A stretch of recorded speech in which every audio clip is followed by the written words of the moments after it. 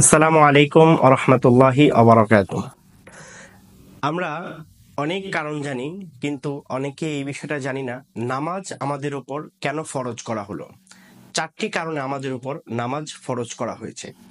প্রথম কারণটি মহান আল্লাহ সুবহানাহু ওয়া তাআলার ইবাদত, দাসত্ব, গোলামি প্রকাশ পাওয়ার জন্য।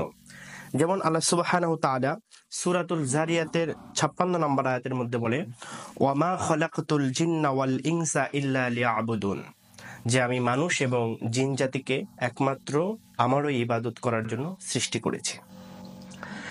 নামাজ আমাদের উপর ফরজ করার দ্বিতীয় কারণটি হলো আল্লাহ সুবহানাহু ওয়া তাআলার নৈকট্য অর্জন করা।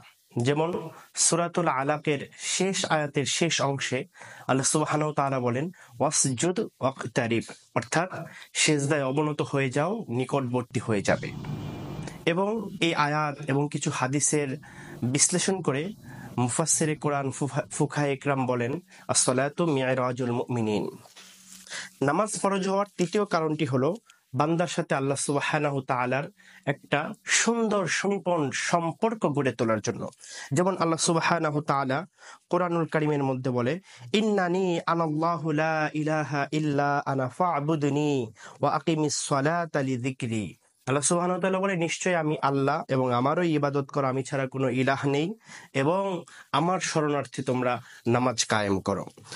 এবং বুখারী শরীফের 413 নম্বর হাদিসটা যদি আমরা দেখি, নবীজি সাল্লাল্লাহু আলাইহি ওয়াসাল্লাম বলেন, ইন্নাল মুমিনা ইযা কানা ফিস সালাতি ফাইন্নামা ইউনাজি রাব্বাহ।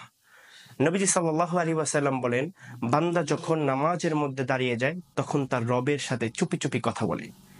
তো নামাজ আল্লাহর সাথে বান্দার একটি সম্পর্ক তৈরি করে দেয়।